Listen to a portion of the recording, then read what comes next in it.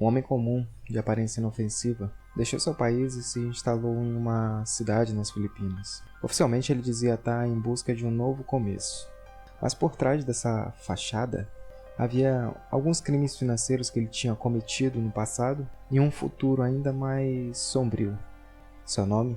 Peter Gerard Schuyler.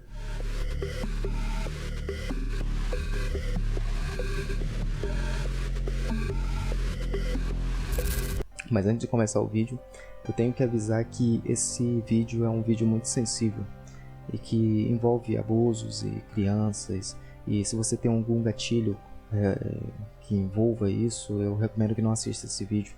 É um dos piores casos que eu já vi e que eu estou trazendo para o canal. Sem mais delongas, bora continuar.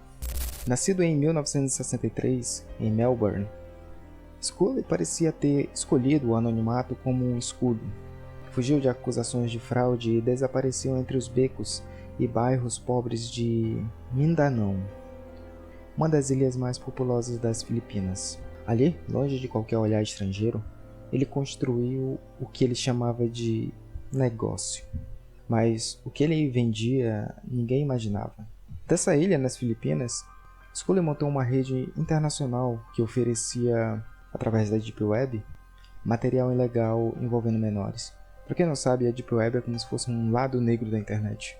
Você não consegue acessar pelo teu Google ou pelo teu navegador do Firefox ou Chrome. Tu precisa de um navegador específico para conseguir navegar em links que não são tão acessíveis assim. A Deep Web é praticamente uma terra sem lei. O seu negócio era tão lucrativo que ele contratou assistentes, criando uma verdadeira organização criminosa. Ele e seus comparsas aliciavam crianças em situações vulneráveis. Muitas vezes eram atraídas por falsas promessas, às vezes algo simples como um prato de comida ou um abrigo. E o que acontecia depois se transformava em um material que era vendido para pessoas ao redor do mundo. Em transmissões pagas, onde a dor era transformada em entretenimento para um público insensível. Foi apenas em 2015 que as autoridades conseguiram chegar até ele. Uma denúncia levou a polícia até uma pequena casa alugada em Malabalay City. E o que encontraram ali revelou a extensão de um horror que se espalhava digitalmente por países inteiros. Lá, a polícia encontrou o corpo de uma criança enterrado sobre a casa.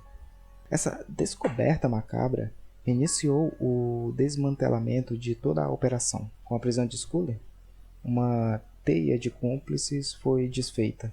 Aliciadores, técnicos e pessoas que participavam das gravações. Entre eles, mulheres que haviam sido vítimas antes e que acabaram se tornando parte do esquema. As investigações revelaram que Schuyler lucrava com vídeos extremamente violentos, vendidos a valores altíssimos e distribuídos em fóruns secretos. Um dos títulos dos vídeos que ele fazia tomou uma fama sombria: Daisy Distraction. Por muito tempo esse vídeo era como se fosse uma lenda da Deep Web, uma espécie de mito para assustar as pessoas. Mas em 2014, investigadores descobriram que o material realmente existia e que havia sido produzido por Schuyler e distribuído por outro criminoso na rede oculta. As vítimas eram crianças filipinas e algumas sobreviveram.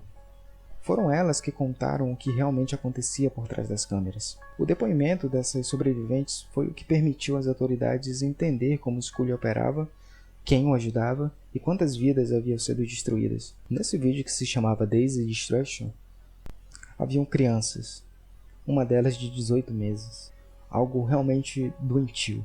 Quando finalmente foi preso, em 2015, já existiam mais de 6 mandatos de busca em seu nome. E as provas encontradas eram suficientes para desmontar todo o império que havia criado na Deep Web. A partir daí, o mundo soube um nome que vivia escondido, oculto, entre arquivos e conexões criptografadas da Deep Web. Peter Schuyler. Em 2018, Peter Schuyler foi condenado à prisão perpétua. Outros julgamentos ainda continuam e ele permanece preso nas Filipinas. As vítimas resgatadas receberam atendimento psicológico e proteção. O caso Sculler reacende uma discussão global sobre os perigos do submundo digital, um lugar onde os crimes são cometidos longe dos olhos da lei e onde o anonimato se torna uma arma. Para vocês terem ideia quão psicopata esse cara era, teve uma entrevista, logo depois dele ser preso, que uma entrevistadora australiana foi visitar ele e entrevistá-lo. Na entrevista a gente consegue perceber o nível de psicopatia dele e a total falta de empatia que ele tinha com as vítimas. Turned yourself in.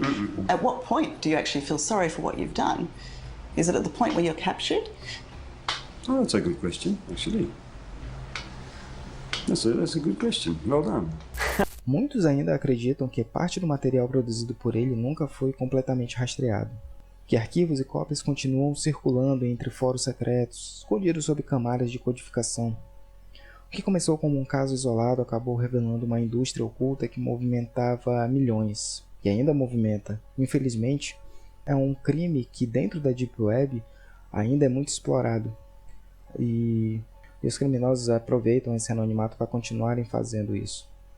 O que começou como um caso isolado acabou revelando uma indústria oculta que movimenta milhões, que ainda é combatida por forças policiais do mundo todo. Talvez o mais assustador não seja o que Peter Sculler fez, mas o fato de que ainda existam pessoas dispostas a pagar para assistir isso. Esse é um daqueles casos que choca pela frieza e pela crueldade.